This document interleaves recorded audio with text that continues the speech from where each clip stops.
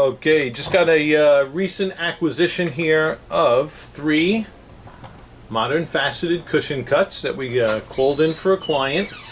The diamond on the far left is a one around the carat 30 range and an FVS2. The second diamond, carat and a half, FVS2, and the last diamond, carat and a half, GVS2. Okay, and as I'm looking at these diamonds in diffuse lighting, let me just tell you quite plainly, the last diamond, that last GVS2, does not have a very good distribution of bright and dark reflections. You see more of a high concentration of dark reflections on the bottom.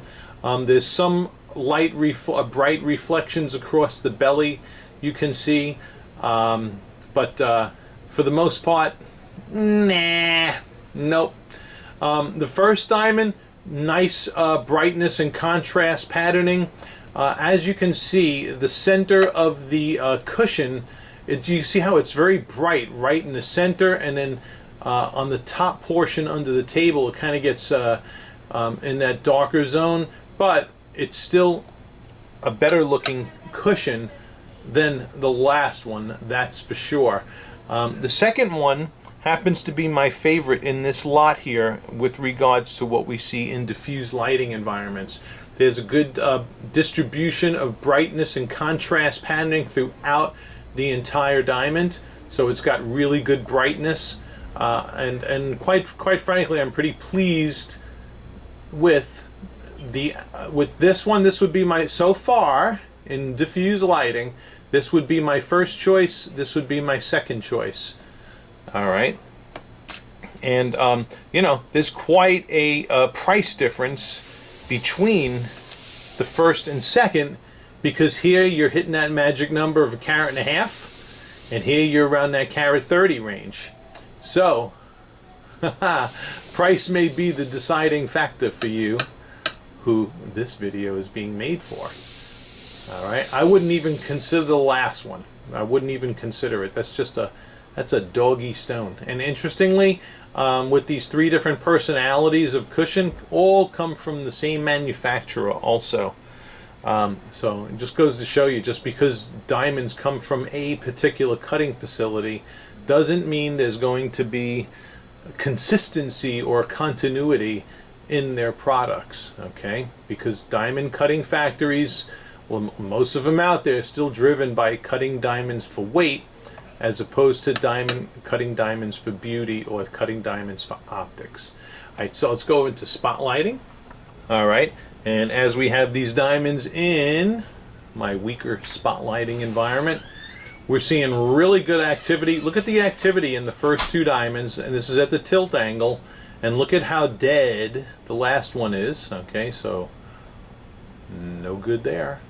And as we tilt these in the face-up position, same thing, getting really good activity with regards to sparkle scintillation in the first and second diamonds, and really lacking in the last one.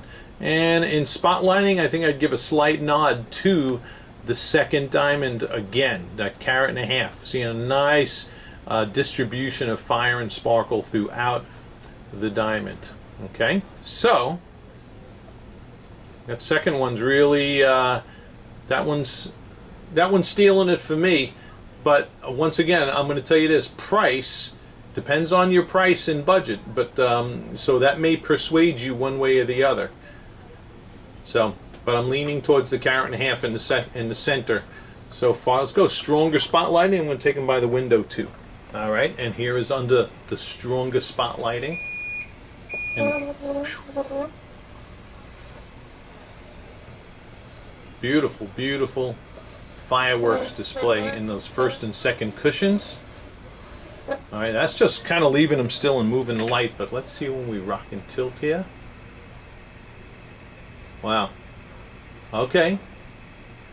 So, you know, that first cushion's putting out some pretty strong fire, as is the second one. Okay. You see that strong concentration of fire happening on the bottom half under the table of this first cushion. Okay, which let me tell you, that is a nice cushion too. So they're all, you know, the first and second ones are really looking phenom. All right, that last one again, you know, you're getting some concentration of fire, you know, right in those spots where we saw the bright reflections in diffuse lighting. But there's too many dark areas. There's too many areas in that diamond that are not handling light properly and reflecting it back to the eye properly. Especially when you look at that 1.5 FVS2 on the left of it. It's like night. This is a night and day comparison in cushion cuts. So very easy, no-brainer video here. All right. The price comparisons you'll get from David in email between the two if you haven't gotten those already. And now we're going to go over to the window for a final look in natural daylight.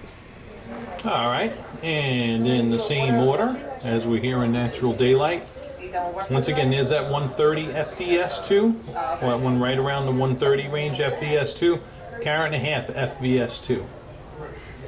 Okay, and here in natural daylight, really nice distribution of bright and dark reflections in both. You know, I'm still having a favoring towards the 1.5 on my right hand side, this one, and I'm going to leave that in the holder here as we compare the last one, which I know is going to be a real no-brainer. But these are two good-looking cushions here. Okay, so once again, price point is something that may persuade me one way or the other.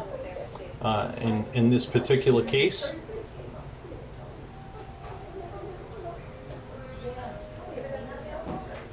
but let's get that third one up and take a peek at it.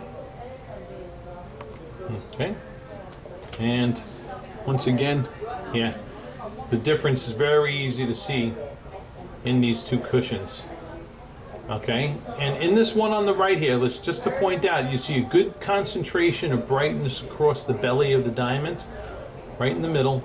But when you get to the you know, to the ends, the top and bottom portions of the diamond, it just loses it.